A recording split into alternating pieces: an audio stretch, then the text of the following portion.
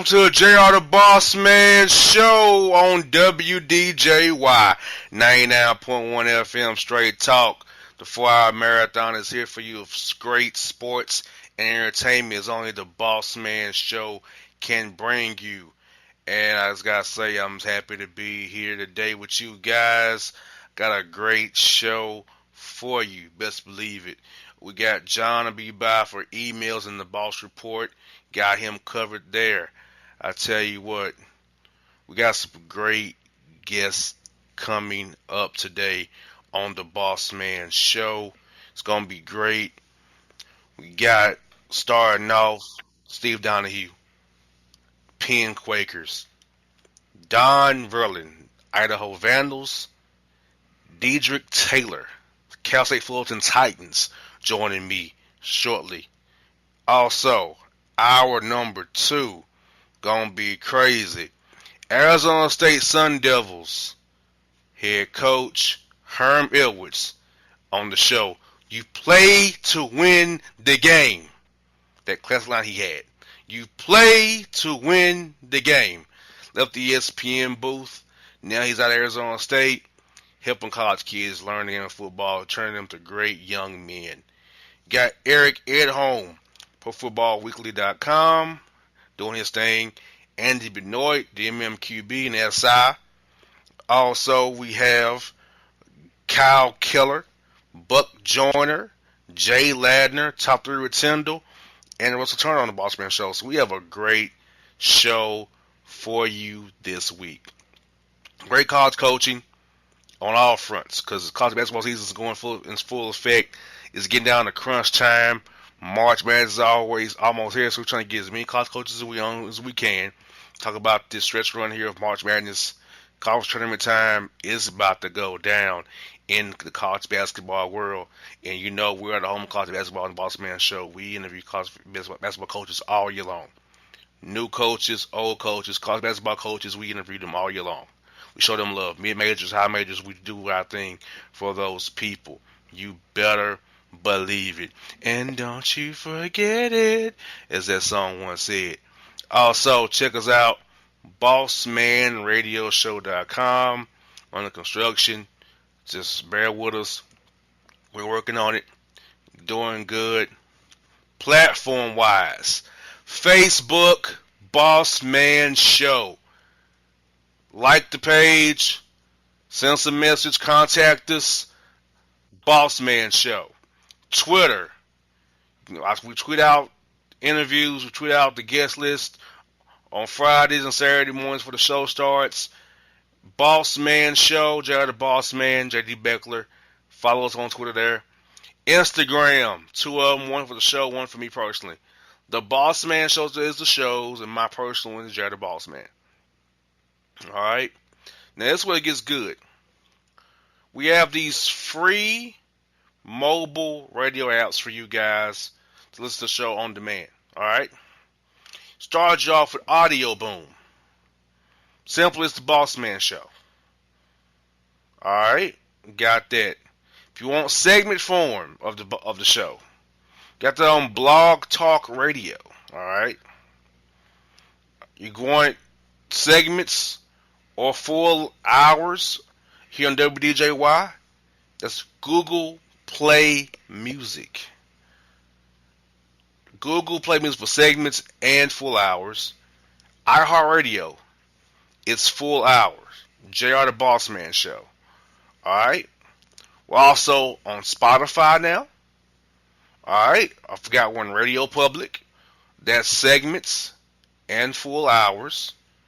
Also Stitcher, segments and full hours.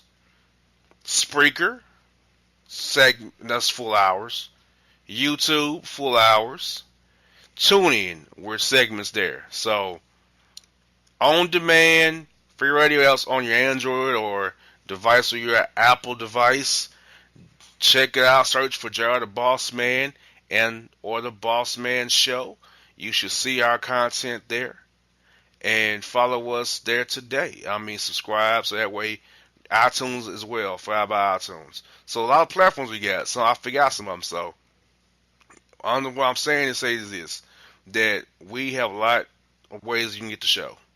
You can receive the show in multiple ways. If we're on WDJY during the week, if you kept missing us from 8 to noon here on WDJY, in which we said if you do, but if you do miss us, there's a way to hear the show. So you take the show with you in your car. You take it to work with you. Be it mobile on demand app. So understand something. You love the Bossman Show. You want to hear segments or hear hours, or you want to relive some moments. You have your opportunity, people. There's your opportunities there to do it. So just do it. Like Nike said, just do it. You hear me? So like I said, a great show today. You're gonna enjoy the show, and you just make sure you enjoy life. Period. Lots going on in our world today that's crazy, and just not normal. Just take a little break here. The Boss Show, we can give some entertainment, sports entertainment wise, because we don't want to bring that stuff to you that's affecting you in a negative. We want to give you positive energy, positive vibes, so that way we can just be happy and grow and be together. Okay, it's one half synergy, is one just enjoying sports radio, hearing great coaches, hearing great interviews, and just being the best people we can be, and it's being there for each other. So lend a helping hand to somebody this week. Go out your way for somebody this week. Just extend somebody some love they wouldn't give you when usually extend. So just try to be positive, be happy. And folks, it's that time. Got a great show for you. Let's jump into it. After the break, you will hear from Steve Donahue of the Penn Quakers on the Bossman Show on your radio.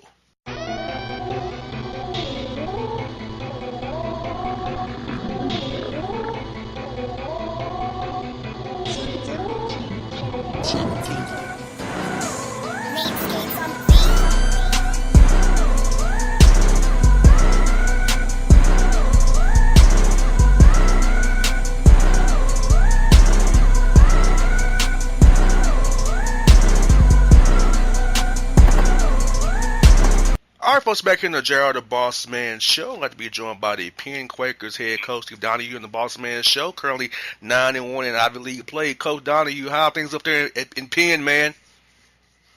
Everything's good. We're on a good roll. We have a great group of kids, and like everybody else in college basketball, trying to keep getting better and do it down the stretch. Yes, sir. Like I say, you're 91 here in Ivy League play, currently on a 2-game winning streak. Talk to us, Coach. What's been the key factors for you that you feel is really got your team going in conference play and on to win the streak you're on right now as you get ready for your back-to-backs you have here coming up with Dartmouth and Harvard here?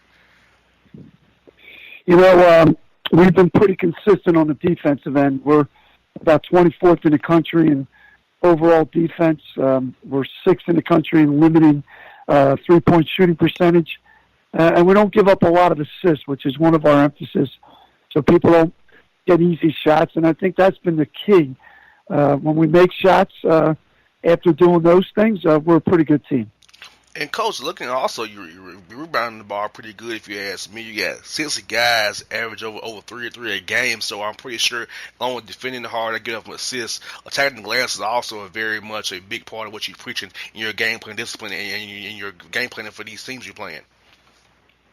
We're a very good defensive rebounding team. I think we're 10th in the nation. Limit teams to 1, and we don't foul. So all the things I'm telling you is just our efficiency on the defensive side of the ball has been really good. We take care of the ball on the offensive end. Our assist to turnover is the best in the league. We're just inconsistent from the foul line and the three-point line. And there's times when we do, and we're are consistent. We make shots, and we're a really hard team to beat. Yeah, Coach, and I say your guys play very sound. I've watched your guys over the years, and I love how you guys are always sound. That's why I was always about Penn basketball. They're going to be sound under you. And is that something you also try to teach in off-season workouts and as you in practice every day about being sound, staying true to our fundamentals, and doing what we do right, and everything else take care of yourself if you do everything the right way? I do feel on the offensive end in particular, there's concepts that we really preach, and quicker decisions with the ball, not over dribbling. We do a lot of different metrics that we read how many ball reversals did we get this game? How many times did the ball get in the paint? How many times was our pass to dribble ratio positive? We try to limit dribbles, keep the ball moving, try to get it inside touch, try to score in there. They take that away, just get something in rhythm from three. So we've been solid with that. Just as I said, at times just not consistent to make open shots, and we're trying to keep getting better at that as well. Yes, indeed. We're at the Penn Quakers head coach Donahue here with me on the Bossman Show. Now, Coach, what I like to stuff about your non-conference schedule is I feel like your non-conference schedule and the guys you've played, the quality opponents you've played, has also kind of helped you in your Ivy League play as well, because when you go out there in non-con and play these tough teams and quality opponents, it can only help you in February and into March when the games get tougher and have more and more meaning down the stretch here. Yeah, no doubt. We're lucky here in Philly. We're part of the Big Five, so we play Villanova, Temple, LaSalle, and St. Joe's every year. And it's just a remarkable series that we're fortunate enough to have. And throw on top, we obviously played at Dayton this year as well. And I do think playing those type of teams in those environments has helped us. In particular, when we go on the road, we just played 5 straight road games in our conference and won 4 of them. I think it has a lot to do with our preseason prep. Yes, indeed. And like I said, you in Philly with the group of 5 that you have up there in Philly. I mean, Coach, your guys get to play these guys in summertime as well, so they know the guys pretty well, and they're not afraid of the name on the front of the jersey. They play these guys all the time. It also has to help you guys too when off-season workouts, playing pickup games, and that your guys are not afraid of these names and these big names, guys from Villanova or wherever they come from. They can compete with them as well. It's a pretty good point. We're a close-knit up here in Philly. The coaches are, and we have our players in the off-season travel to each other's gym and play 5 or 6, 7 pickup games against each other. I mean, it is great. It's incredible for our guys to get that experience, in particular for us to go down to Villanova, Temple, and LaSalle, and St. Joe's, get that kind of experience against that kind of athleticism and talent. Just makes us better. But I think you make a good point as well. It just kind of makes it easier to go play them during the season, but also gives us confidence against other really talented teams. And as I said, we're fortunate in Philadelphia to have this kind of college basketball culture that goes on. Yes, indeed. Now, Coach, looking at your roster, Coach, I feel like you have a good mix of upperclassmen, lowerclassmen, and is this the roster balance you hope to achieve each year in recruiting as well? It's obviously a little different. The rosters are a little larger. You got the ability with the Penn name and the Wharton School of Business to recruit all over the world. That being said, I think our core group of really good players will be in this 2.5 hours from campus. People that know Philly, know the Palestra, know the Big Five. And I think you see that. Throw on top of that, the New England preps have so many good basketball players and students that we draw from them as well. And we'll continue to get as good a players we can from anywhere in the world. Exactly, and for a guy 18, 19 years old to come to Philadelphia, it has to be a great experience in a historic team and a historic arena. And I watched Palestra on TV a few times. Now, how is it coaching in that building? Because I feel like so much history in that building and so many great games that building has been played. So what's the environment like when you play a game there? So I've been fortunate enough to coach at a lot of places, Cameron Indoor, Fog Allen, in my years at Boston College and Cornell. In my opinion, this might be biased, there's nothing like the Palestra. It's obviously basketball only. Fans are right on top of you. It fits 9,000. You can't hear yourself think. For a competitor, whether you're the home team or the visitor, it's a great experience. And if you haven't had the opportunity to be at a game at the Palestra, you should do it. There's absolutely nothing like it. You're on top of the court. It's loud as heck. It's just a throwback to a big old gym, and it's over 90 years old. It's fantastic. Now, Coach, or on the Sixers, one of my good friends is on the Sixers, Robert Covington. I went to Tennessee State with him, He always tells me when the Hawks come in town, you got to go check out the Palestra. Or when the Falcons come in town for the Eagles, check out the Palestra. I was up there for the Falcons-Eagles game, but I never get a chance to go by there and see a game. So hopefully next time the schedule comes out, the Hawks or the Falcons, I come there and catch a game, see how it is in that place. Yeah, the Sixers and Robert's been here. We have a preseason scrimmage, inter-squad scrimmage every year with the Sixers at the Palestra. It's packed. It's a great environment. It's really a cool place. I'm not just saying that. It's really fun to watch college basketball at an arena like this. It's a throwback. There's no AC. There's no executive suites. It's just 9,000 fans right on top of you. And I think, Coach, you agree with this probably as well. A guy like Robert Covington come from a mid-major school to be in the NBA the way he is now. There has to be confidence for your guys if they play the right way, grow their games, if they could do what Robert done right here in their backyard there in Philadelphia. Well, that's what we sell. You're going to get a world-class education that's going to benefit you for the rest of your life. But more importantly, I don't want you to stop chasing your dream of playing in the NBA. And at Cornell, I had a center that went to the NBA, and obviously Jeremy Lin from Harvard is in the NBA. And during the 90s when I was assistant, we had 3 NBA players on one team, Ira Bowman, Jerome Allen, and Matt Maloney, who ended up playing for the Rockets. It can be done, especially nowadays. Every game's on TV. They all have access to Synergy, which gives you every game for these scouts to look at. There's no way you're going to be hidden. Our level of our league is so good, and the schedule we play outside the league, it's a great opportunity for kids if they have that dream. Now, Coach, as you look on this back-to-back this weekend against Dartmouth and Harvard, what are you emphasizing for your team to prepare for these two teams as you get ready for this back-to-back here at Keywood at home at the Palestra? Well, it's a teams we played just a couple of weeks ago. The difficult part is that you play them back-to-back. You can't spend too much time on the Saturday night game because you got to get ready for Friday. We split. We lost to Harvard. And we beat Dartmouth last time, and you just try to go over with the kids exactly the tendencies, and in the meantime, work on stuff that you feel you got to do every week, no matter what. It is different because you just don't have a lot of time to prep for that second team, but everybody's got to do it. It's not like Harvard's not playing back-to-back. So I actually enjoy it.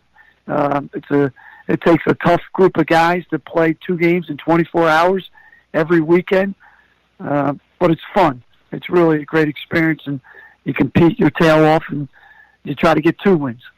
Now, Coach, I know here at the Hawks, Coach Budenholzer likes to limit minutes in that first game of a back-to-back. So I was curious, how do you manage that first game of the back-to-back? Do you go all out, or do you kind of try to manage knowing you have another game tomorrow in mind? Yeah, it's a great question. I think there's years, honestly, this is my 23rd year in the Ivies. There's years that I had the ability to go deep into my bench on Fridays, and it wouldn't be much a drop-off. I think that's the whole thing. What's your team makeup? Is there much drop-off? We have the ability this year to play a lot of guards on Friday nights to help us. But some of the key guys, it's hard. They're going to play 30, 35 minutes, and they got to get used to it. But I'm telling you, it's something mentally and physically you got to get ready for, the intensity of back-to-back like that. Now, Coach, let me ask this then. Practice-wise during the week, do you kind of manage practice then to less contact, more shooting drills, just to kind of knowing what's on the back end of these back-to-backs? Do you kind of manage the practice playing differently as well? Yeah, no doubt. Like, for instance, this week, we were off Sunday. We were off today. I just felt I needed to give these guys 2 days off in a row. Tomorrow we'll do some live half court, very little full court. Wednesday will be just half court, and Thursday will be no physical contact. There'll be more skill work, some breakdown drills, some teaching things about walking through the opponent's stuff on Friday. But at this point in the year, It's very little wide contact, to be honest with you. Now, Coach, for my listeners here, I got one more for you. For my listeners down here in Atlanta and our affiliates in the South here who may not know about Ivy League basketball the way I do, because I'm a big fan of it, can you share with them the quality of coaching and the quality of teams in the Ivy League that they're missing out by not watching your games on TV here? Well, I'll give you an idea. Over the last 7 years, I'm starting in 2010. My Cornell team went to the Sweet 16. We won 5 other NCAA games over the next 7 years. One of the best non-power conference records in the country. Last year we had 3 teams in the top 100. It's a little bit of a rebuilding year this year for the league, but there's a quality opponents, the length, the size, the athleticism. I'll give you one more. Our sophomore class in our league had 7 top 150 players, and the rivals 150. Just the talent level in this league may surprise people that just hear the name Ivy League. It's way different than it was even 10 years ago. Much different, much larger players, skill, and as I said, more highly recruited kids. Now, Coach, I got one more for you guys about the Ivy League tournament here. Do you like the Ivy League tournament, Coach, or do you like it the old way when whoever wins this regular season gets the automatic bid to the tournament there? Yeah, you know what? I'm an old school guy, and I probably wouldn't have voted for it. However, I think we do it the right way. I think mid-majors that invite all of them it's great for all the teams, but I don't know if it's fair. Our regular season's still worth something. The top 4 teams go. Now, last year we were 0-6, and we finished out 6-8 and got ourselves in it. It was a great experience. There's years I ran the table and would have really not appreciated a conference tournament because I think we did enough to win it. But I do think it's the best thing for all the kids that get to experience March Madness. You had 3 additional teams. The league has been great the last 2 years. Everybody's still alive for the playoffs with 2 weeks to go in the conference. The crowds are way better, and the tournament itself was so exciting in the Palestra. It was awesome. Yes, indeed. Well, Coach, I'll definitely make sure that my listeners and my fans cheer you guys on. I've been hoping the Quakers get that automatic bid. Now, I will hope, Coach, you can make it to the Sweet 16 and make it to Atlanta, to the South region down here with us, Coach. That will be my hope for you guys. That'd be awesome. I love it, Dan. Let's make that a plan. Yes, indeed. Love to have you come in the studio with us, Coach, and have maybe one of your guys coach too, because I'd love to have you down here. South Region is going to be a great event. They're already planning for it. I hope you guys can be a part of it, man. All right, great. Hey, thanks for having me on. I really enjoyed talking hoops.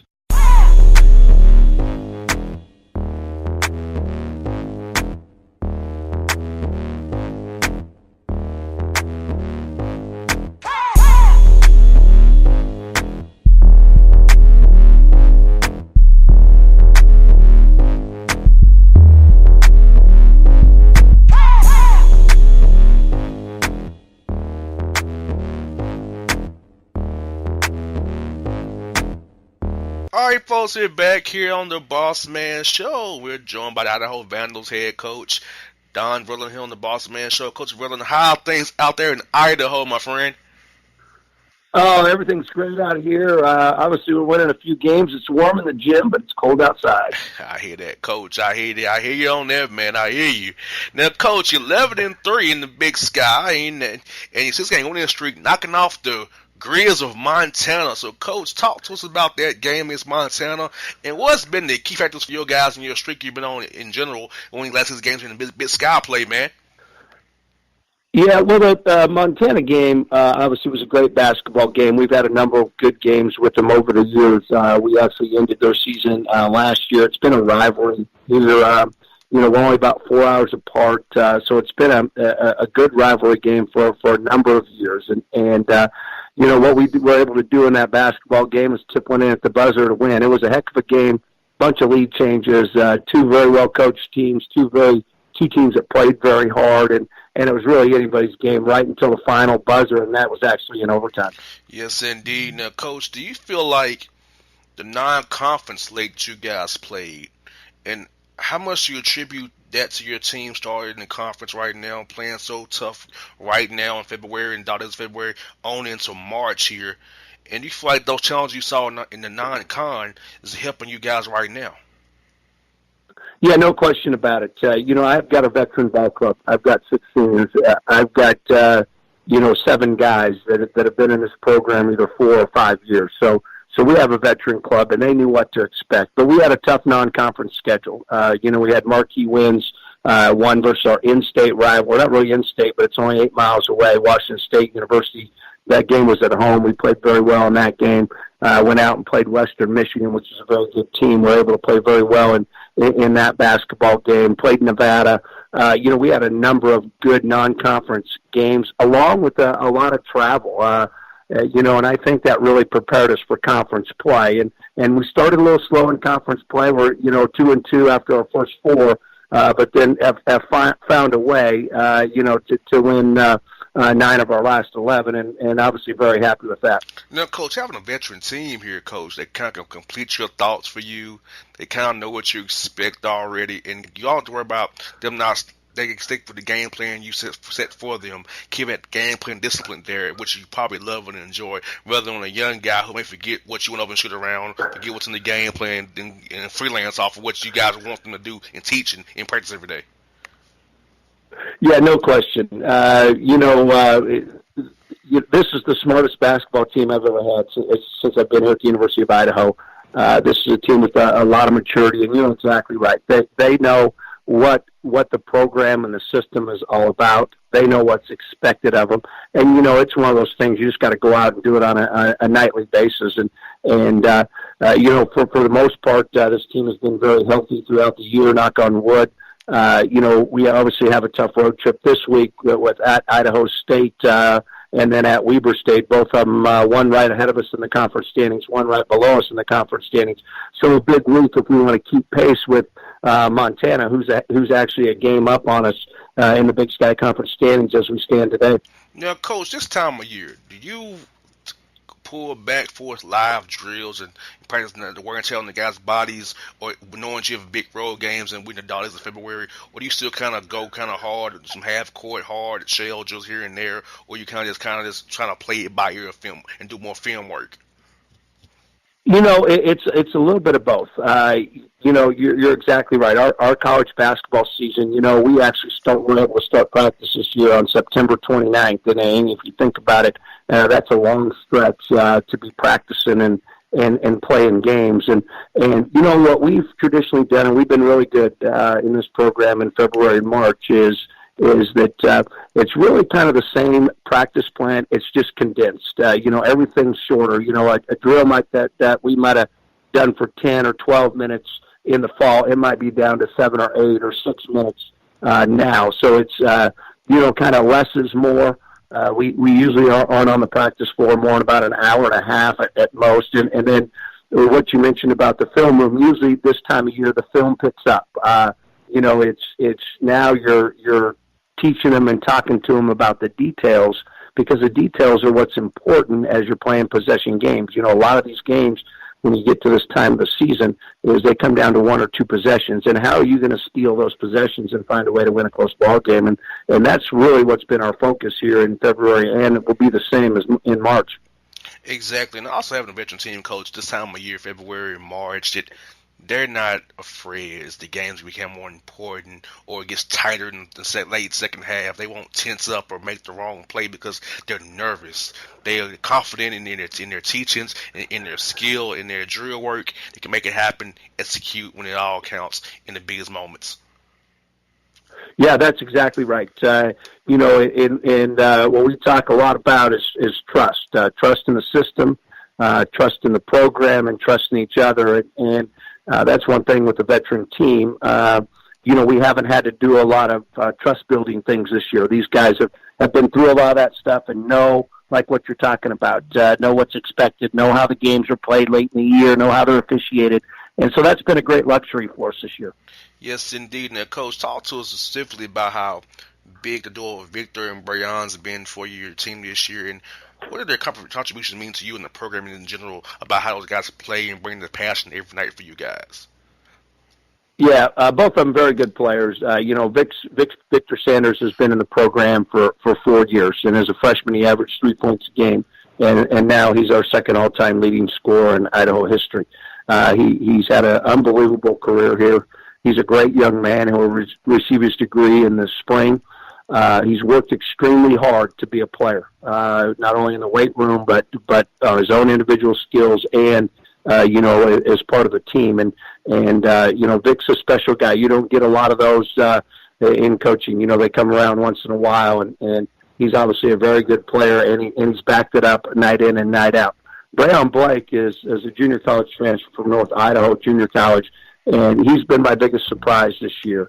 Had a decent junior year with the transfer, but this year has really stepped up and played some great basketball. I challenged Brion at the start of the year that he needed to lead the league in rebounding, and he's doing it. And, that's just a tribute to him and how he comes to work every single day. The one thing I tell you about Brion is it means a lot to him.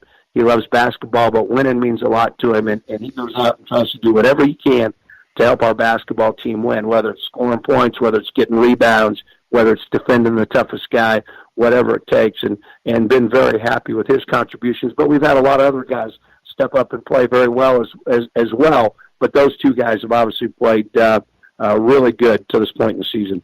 Talking with the Idaho Vandals, Donahue here on the Bossman Show about his team up there in Idaho in the Big Sky Conference. And Coach, looking at your stats, I love what I see, man. You got balance scoring across the board with 7 guys virtually averaging 5 points a game. Balance rebounding as well, 6 guys over 3 boards a game. So it's sharing the basketball, attacking the glass, defending like crazy out of 3 elements you're practicing. You're preaching to your team every day and practicing in a film session. Yeah, no question. That's the key thing. Is being able to play with your teammates and share the ball. And we lead the conference in assists. That's just a tribute to the guys in the program and doing what they've been coached to do and accepting that coaching. I think that's always a big part. Is there's a lot of good coaches out here, but getting your guys to accept it is something important, really important. And then the other area that you mentioned is rebounding. That was an emphasis, way back in the summer when we started, as we felt like we had to lead this league in rebounding and rebound margin, and we're doing it. And got a number of guys who do a really good job rebounding the ball. I've also got a number of guards. Usually good rebounding team have good guard rebounders, and we've got a couple very good guard rebounders, and that's what's helped us rebound the ball so well this year. Now, Coach, recruiting wise, now the Big Sky to me is a transfer league, a grad transfer league, a JUCO league, and a high school freshman league. So you got a lot of different ways to go to build your roster here in that league. So how do you go about selling your program to guys to come to Idaho and the location of Idaho? What guys are you trying to target to bring into your program? Yeah, that's a great question. You're right about our league. It's all the way across the board, whether it's junior college transfers or high school guys. But our philosophy has been is work like crazy in the Northwest. It's close to us, and if you look at our roster, we've got a lot of Oregon and or Washington guys on our roster. We've also occasionally recruited a junior college guy and or a transfer guy. And then also, we're looking at some good high school guys from wherever across the country. As a matter of fact, we signed a guy from Atlanta this year, Kadeem Sam, and he will come and play for the Idaho Vandals. And yes, what we sell is number one, like everybody, we sell a good education. University of Idaho is a great place to go to school. Every fraternity and sorority is represented on this campus, and it's campus life 101. It's a fun place to go to school. There's a lot of kids your own age. And also 8 miles down the road is Washington State University, which has about 30,000 students. And so in this 8-mile, 10-mile radius, if you will, there's a lot of campus life and a lot of college life.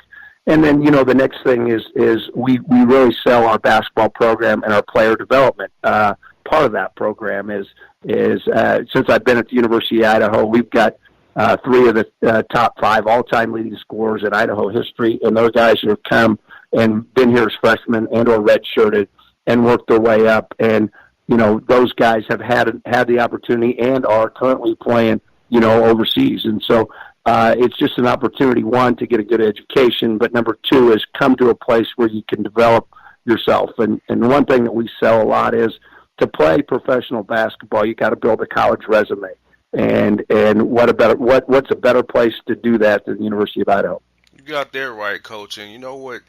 I feel like the Big Sky's is a good home for those West Coast guys who thought they was high major guys, and then they wasn't quite get the point out they wanted. They can come down to the Big Sky and be world beaters because of the league, the way it's set up. You can go to the Big Sky and make a name for yourself and get to build a resume to play professionally, either be Europe, the G League, or wherever you want to play it. Right.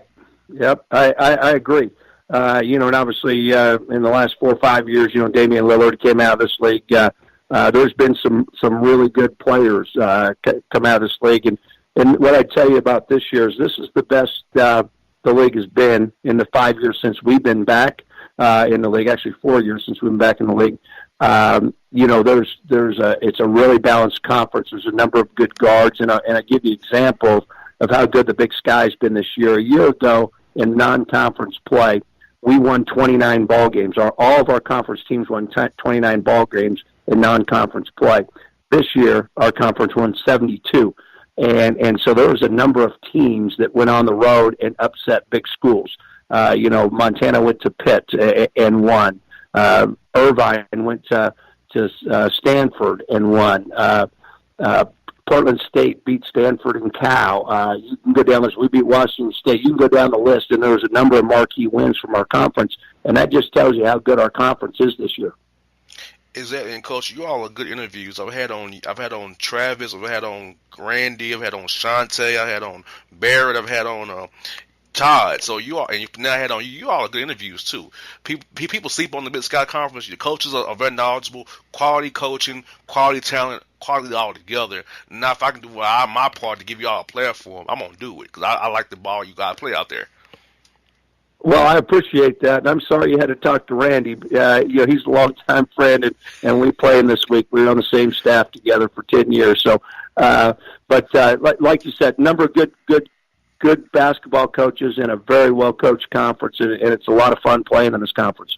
Yes, indeed. With Coach Verlin, I think it's been great to have you on the show. I'm glad they worked out to get you on with us because I had a lot of different guys in your league on. So I got to have you on too, Coach. So I'm glad you were able to get you in here as well for this March Madness thing that kicks off here real soon, man.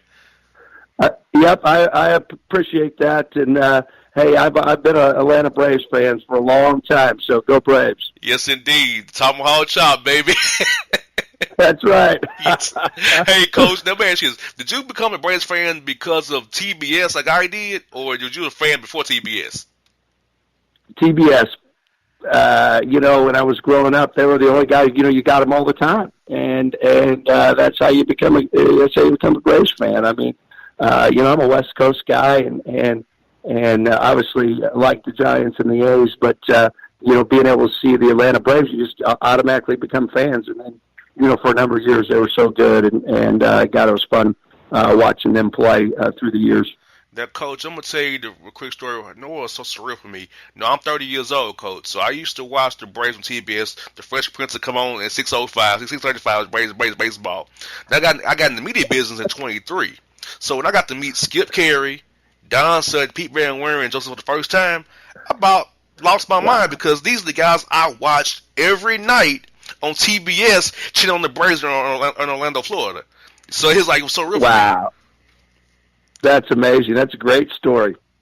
Yes, indeed. Well, Coach, when you come, hope you come to town this offseason to recruit some guys. We go to a Braves game when they're in town, hopefully. I'm going to send you my number off there so you can have my numbers. We can definitely keep in contact when we get to town, go watch a game together or something, man.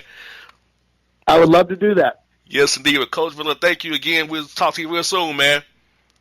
All right, partner. See you now.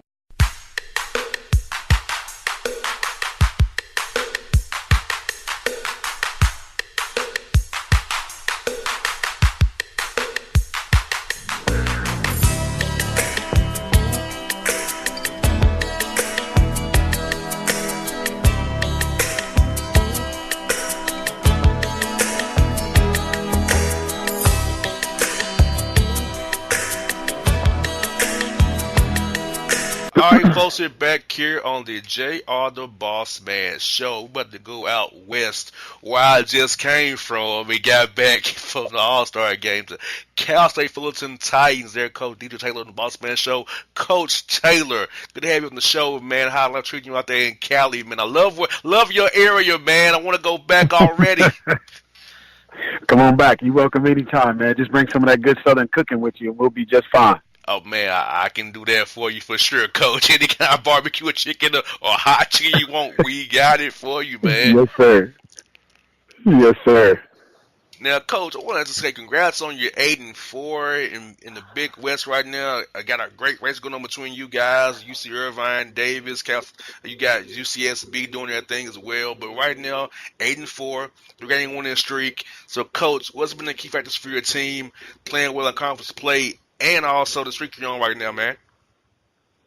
I think a lot of it has to do with just our guys are in a rhythm. They understand what to do. They understand how to do it. And now it's just a matter of those guys doing it. When they believe in it, when they're focused on our concepts, both offensively and defensively, it gives our group a great chance to take advantage of their talent. We've been really, really fortunate from a recruiting standpoint to land some talented guys that have been able to develop in our program over the course of the years. We're still relatively young. We have one senior this year. But we've had back-to-back freshman of the year in our conference, and those two guys in particular are playing really well. We have another young man that's a junior that's as talented as anybody, and those three guys are playing really well on both ends of the floor. And I think the difference for this group right now is A, knock on wood, we're healthy, we're injury-free, and then B, these guys understand how to play and they're enjoying playing together the way that we play the game. Now, Coach, this time of year, as of February into March here, Coach, practice plans and working the guys out. You pull back some to keep you guys healthy this time of year, more film study, less drill work, less half court live or going full court live, trying to keep them fresh for games right now? Yeah, we do. We spend a little more time in the film room. We still limit it to 20, 25 minutes. Maybe 30 at this time of year. Where our practices are typically, we're on the floor in early November and October, we're on the floor 2.5, 2:45. Whereas now we're on the floor, like today, we got film done in 30 minutes, and then we got on the floor and we were off the floor in an hour, maybe an hour and 10 minutes. And so this group's unique from a standpoint of they like to play. They like to play. They learn better through playing. So the way we set up our practices are, we'll have a couple of breakdown drills just to introduce the concepts or rehearse the concepts, and then they like to put the concepts together live, and they want to go up and down. So that's what we do, and we give them that opportunity to take advantage of what they have expressed is the best way for them to learn. They take a different type of ownership when we get up and down the floor. And so we don't do it alone, but we get up and down and we compete against each other and their consequences. And this group's unique that way in terms of they like to play.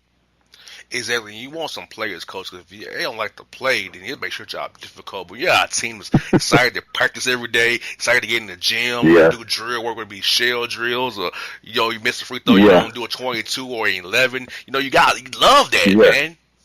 No doubt. And this group is kind of taking that work ethic to a different level. I mean, we use our hour and a half or whatever time we're together, but regularly you can come in the gym at 7 in the morning or 11, 12 o'clock at night, and you'll see one or two of our guys in there working individually on their game. And that's one thing that this group has taken it to another level, in my opinion, since we've been here as a staff, is the work ethic and the development and the mindset of every day getting better. This group, particularly a couple of guys, have really, really bought into that concept, and they've taken it to another level as far as just, I'll give you another example, is we beat Irvine at Irvine early in the conference play, and Irvine's probably about a 25-minute bus ride for us. So we bus back to campus. We get off the bus. The guys go put their stuff down. I go to my office. I'm doing my next thing. I'm leaving the gym probably about 45 minutes later, and one of our best players, this is after a win, one of our best players is in the gym with his dad working on his game. And that happens regularly from him. And there's a couple other guys that are in the gym working. And so the mindset of getting better, the mindset of putting in the work so that when the lights are on, their talent can be on full display. And that's something that this group has really taken a liking to. And we've been very fortunate with that. We have DJ Taylor here at Cal State Fullerton Titans here on the Bossman Show. Not only a baseball school, but a basketball school too, people. Don't get that confused about Cal State Fullerton. More than this baseball, people. Ain't that right, Coach? Definitely. We're building it. Everybody recognizes the F. And when we're on your side of Texas, on the east side of Texas, everybody thinks we're Florida.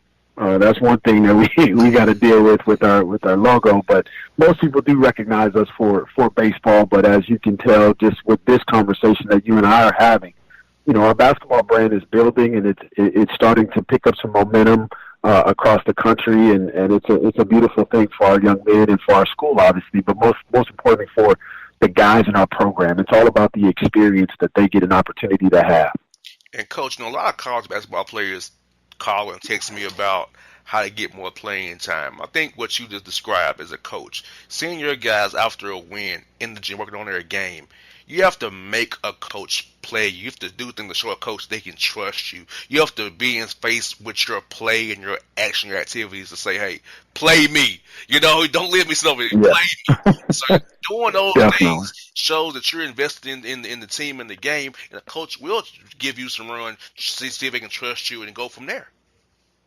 No question. There's a guy, a friend of mine by the name of Kevin Eastman, and I heard him speak a couple of summers ago, maybe 3 summers ago, and he was talking about his time with the Clippers under Doc Rivers, and he made the statement to your point of this. He said, players give us more information and make the decisions easier for us based on what they do while they're working. And so, to your point, if those guys aren't getting extra shots, if they're not understanding the concept and coming in and watching extra film so that they do get the concepts and being able to execute those concepts day in and day out, it actually makes it pretty easy to make to play the guys that are doing those things and the guys that aren't. It makes it relatively easy to keep them over there on the bench. You got there right, Coach, to show you want it, and you earn the playing time by showing that you want it. Now, I tell guys that all the time, Coach, and a lot of times people, well, boss man, I said, look, I played sports. I played football and basketball. I know what it takes to get the job done at the collegiate level. Definitely. I'll tell you something else interesting. Just in that conversation, a lot of people ask questions, and they're not listening to the response. They're not hearing what you just said. I mean, seriously, if you rewind what you just said, literally the 3 or 4 or 5 bullet points that you just said, if guys brought that every single day, they would be able to answer their own question. How do I get more playing time? Exactly what you just said. Studying extra film, showing the coach that you're ready by doing the little things that matter every single day. Again, you put so much pressure on a coach to where he's looking around like, how do I not play that guy who does that every single day? And, Coach, I've also told these guys, too, you've always been evaluated from where you're in the classroom, whether you're in the dining hall, study hall, pre-practice, post-practice, during practice. You've always been evaluated. So, always, when you have an opportunity, put your best foot forward, because it all goes a long way to you when you're getting into the game. When the clock is getting the fans in the arena, you may get that call off the bench to do something, because you have to earn it and show it in everything you do from day one. Definitely. No question. And again, it goes back to your point in terms of, or your question rather, of how is our program able to make the run that we've made. I think there's a direct correlation between a guy's study habits and his work habits in the classroom, and whether or not he's taking care of business. Can we count on him if he says, I'm going to study hall and I'm going to be there from 9 to 11? Can we count on him to do that? Because if we can, you're building coins that replay themselves on the floor just the same. Because if a guy gets beat, you got to be in your position, and we got to trust, your teammates got to trust that you're there, because that's what you do. And so there's a direct correlation. The guy skipping, missing class, he's probably doing the same thing on the floor. And so our guys, once again, to answer your question in terms of how we've gotten where we are, character is a huge pillar in our program. And because we have some high character guys, and again, I'm not saying they're perfect, because they all make mistakes daily, but they understand right from wrong, and more times than not, they're choosing right. And when they choose right, it just helps us get where we're trying to go a little quicker. You got that right, Coach. Now, Coach, I feel like your team's non-conference slate has really helped them to get to the start they are in conference play, being 8-4. I think of the big West race here. And do you feel like playing at tough non-conference schedules, quality opponents, has helped you guys gel even more? They love being together, they love playing, but going through adversity, playing some tough teams in non-conference, it's helping them right now as they play their rivals all around California and beyond in the Big West Conference there. Sure. Yeah, no, and we try to do that with our scheduling. There's two things we try to do with our scheduling is, number one, we look at it as an opportunity to help our guys get better. Who can we go play that we respect, that we can learn from? St. Mary's was one of those schools. USC was one of those schools this year. We were fortunate to be able to play in the the Wooden Legacy Classic, where we played against Georgia, a guy that I worked for, Mark Fox, and had an opportunity to play against Harvard, one of the better coaches that I think does an excellent job. And so we were able to not only play them, but we learned a tremendous amount from them, from what they were doing, but also we learned about ourselves and how good we can be. And I thought our group really, really accepted learning from the preseason and being able to play some of those games on the road and then obviously at our place. And I think they've helped us on the road. I think this is the first year that we've won as many games on the road as we've won, and I think a lot of it has to do with our preseason. The second thing is from a recruiting standpoint, we have kids from all over the country. We have 3 kids from Texas, a kid from Brooklyn, a kid from Toronto. So we're going to try to go back and play in their home states to be able to see, have their family see them close to them. And so that's another thing that we try to accomplish while we're scheduling opponents, trying to use it as a recruiting piece, and hopefully we can get down there and get some of those good athletic young men that you guys got down there in Georgia. Well, Coach, you got some options here. Georgia State, even though I play against that zone Ron Hunter plays. Georgia Tech, Kennesaw, Mark Fox up in Athens, Mercer. We got options, Coach. You come down here and play a whole series down here at Georgia schools, man. Hey, listen, I just want to come down there and give me some sweet tea, man, and go to the Waffle House. That's all I want to do anyway. Hey, touche. Hey, the Waffle House is always popping, man. Always popping.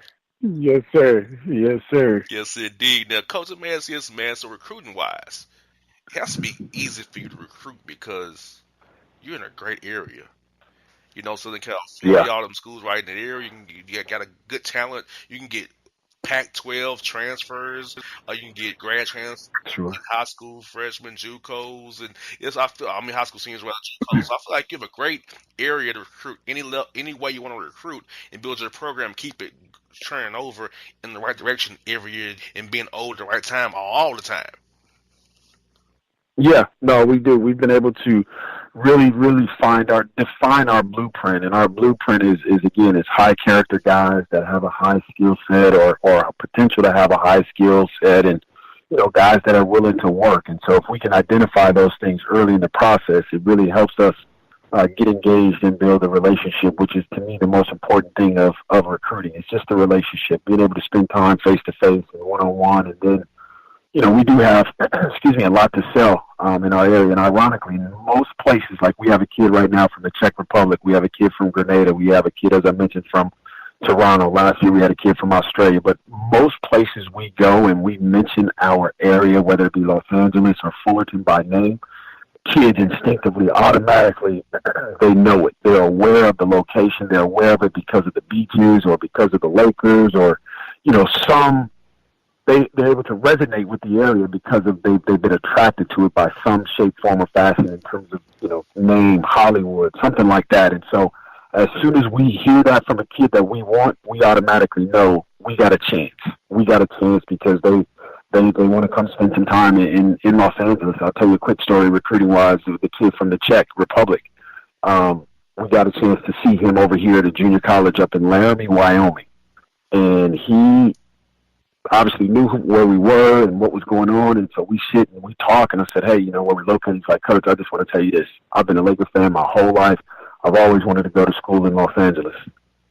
And right then and there, I was like, okay, I think we got a really good chance. And so there's a lot of things that we have to sell outside of location. Obviously, our schools, top 3 business schools in the country. Our kinesiology program is one of the best in the country, and there's a lot of business-oriented opportunities in our area that, because you're associated with Cal State Fullerton, you get a chance to go out in the real world and get some real-life experience while you're in school as well. And if you happen to be an athlete, that makes the experience, in my opinion, that much better for you as you look to build your own resume, both athletically and personally. Now, Coach, if I have a question I have for you, is I want to have you on too as well, because Black History Month, I'm African American talk show host with a platform in Atlanta. Sure. A key city in the South where the civil rights movement was made, and a lot of blacks have made progress. So, African American coach in this business, what does it mean to you, Coach? And what does it mean to mentor these young men and mold them into good husbands, businessmen, or whatever they want to go, career basketball players? What does it mean to you to mold these young men, leave an impact on these men for their whole lives, and knowing that, hey, you're like a father figure with these guys, a big brother to them to a sense as well, once they graduate, that you're always going to be there for them? Yeah, to me, honestly, it's the most important part of the puzzle. Like, basketball is just a caveat to get these young men's attention. Basketball is secondary, in my opinion. Once we have the relationship and once we have the opportunity where we trust each other, most importantly, these young men trust us, now the real work, the exciting work starts to begin, because you get a chance to literally pour into these guys. And the three things that we talk about, and me personally, I talk about service, impact, leadership. That is something that we spend an inordinate amount of time with our guys, and quite frankly, anyone that we come in contact that's willing to engage in any kind of conversation. And again, basketball is just the catalyst that we use to attract these young guys' attention. But what wakes me up at night, what wakes me up in the morning, is this opportunity to make the best out of this day, to hopefully be able to pour into these young men so that they see what their impact can be through service and the opportunity to be leaders in their community. And those three things will always stand out to me as we try to give back to these young men, because, again, I'm not getting any younger, and if I don't do my part in terms of teaching the next generation how to be stand-up men of their word. My father told me, you got two things in this world, your name and your word. And when you screw those two things up, man, you got a long road to go. And so we try to spend time with these guys and impart some of those same messages to these young men in hopes that they can be better than my generation. And when I get old and can't do for myself, hopefully these young cats will be able to take care of me and go ahead and put me in the grave versus just put me in the grave like I'm sure they want to do anyway. You got that right, Coach. Well, Coach, I thank you for your time, like Coach Taylor. It's been a pleasure having you on the show. Look forward to have you on again real soon. And when you land and come down here and recruit, man, give me a holler. We'll have you in studio as well, man. I will. Most definitely. Count on that. I'll be down there probably sometime in April for sure. So I'll let you know when I'm coming. And we can go get some food, and then we can get on the airways and chop it up. Yeah, Coach. I'm going to take you to Waffle House, man. Get you what you want at Waffle House. How take care of you, man. I appreciate it, man. If you come back west, please let me know. Reach out. And, hey, Coach, let's connect. I think, the Hawks played a West Coast trip already. I already went the Clippers and the Lakers back to back. So, won't be back this year, but maybe the Falcons will play the Rams, I think. I don't know for sure. But I'm always out there with the Hawks and Falcons. I'll come out there all the time, man. Please let me know. Would love to catch up with you. Coach, I sure will, man. Thank you for time tonight again, Coach. You be safe, man. Hope y'all get that win this week, man. Appreciate it, man. You take care. Thank you again. All right, folks.